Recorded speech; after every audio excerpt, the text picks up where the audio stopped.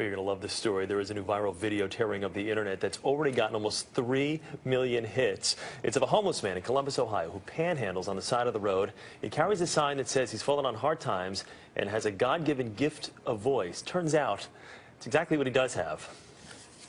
When you're listening to nothing but the best of oldies, you're listening to Magic 98.9. Thank you so much. God bless you. Thank you. And we'll be back with more right after these words. And that man's name is Ted Williams, and he joins us exclusively here on the early show this morning. Ted, good morning. How are you? I'm fine, thank you, and good morning to you too, sir. I just want to hear you talk. Right? Ted, just read something, would you? It's, you know, first of all, congratulations. And let me just ask you right off the bat, what's it like to go from being homeless and on the side of the road with a sign in your hand to now overnight you are this sensation and people can't get enough of you right now? Oh my God, it's just sensational for one. It's numbing for another, overwhelming. I mean, there's so many words that I just, oh God, it's just amazing. I feel like, well, I've already been characterized as the Susan Boyle. You know, I'm just so happy. And watch the CBS Evening News with Katie Cook. No, I'm just teasing right now. Or Ted, nice. You could remind people to watch the early know. show with Erica Hill and Chris Raggi. And give it a shot. Go ahead. I would love to be able to watch the early morning show on CBS with Erica and Chris, or Chris and Erica. Weekday morning, we've got right both here options. On CBS. Wonderful. Ted, have people started to, because I imagine you said it's, you know, it's sort of surreal, and I'm sure it's still sinking in, though. Have people started to come out of the woodwork? Anyone coming out and saying, oh, Ted, I remember you. I knew you had that voice way back when. Yes, ma'am. Well, some people have called me since then. I managed to get a cell phone, but people have called me and said, I knew you were going to do it eventually. I knew you know, people. My mom is just really, I'm going to be going to New York hopefully this afternoon, and please, I apologize if I'm getting a little emotional. I haven't seen my mom in a great deal of time since then, but she doesn't believe it. She's 92 and she lives in Brooklyn, and I was born and raised in Brooklyn in the Bedford-Stuyvesant area, right in around Bergen and Buffalo, Atlantic Avenue, Flatbush, and you know, that area.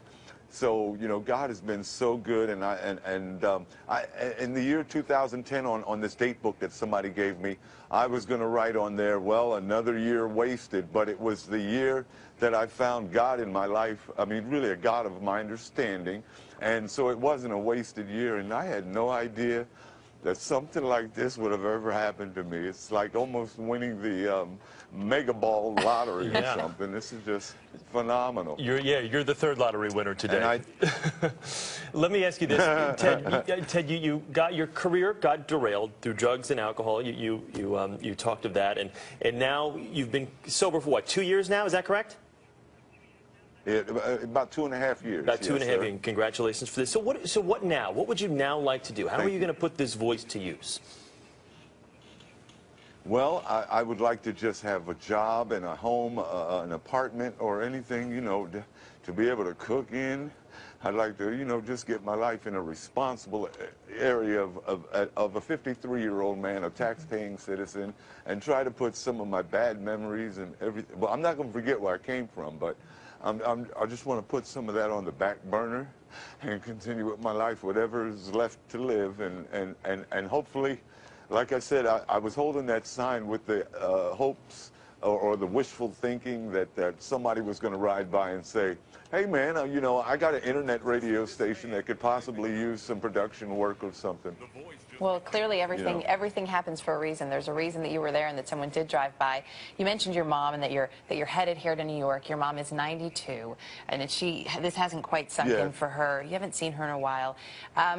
I imagine for her this is really a dream come true too. Was she worried that maybe you wouldn't be able to pull out of that low place where you had been? You know, one of my biggest prayers that I sent out was that she would live long enough for me to see me, you know, rebound or whatever. And I guess God kept her around, and he kept my pipes around, you know, to maybe just have one more shot that I would be able to say, Mom, I did do it before. You know, I might pass away before her or whatever, but my dad didn't get a chance to see this.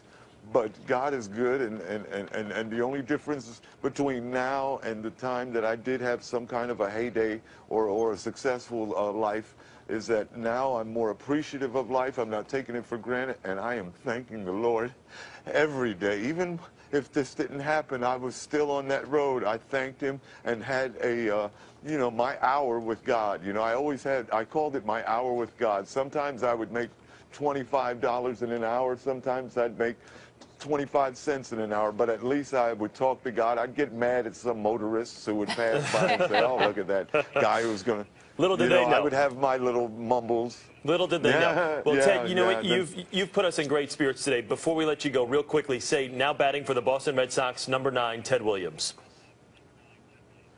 Now batting for the Boston Red Sox, number 9, Ted Williams. Ted, congratulations to you on your success. Good to talk with you, okay? Go get him, all right, buddy? Thank that was you. Ted.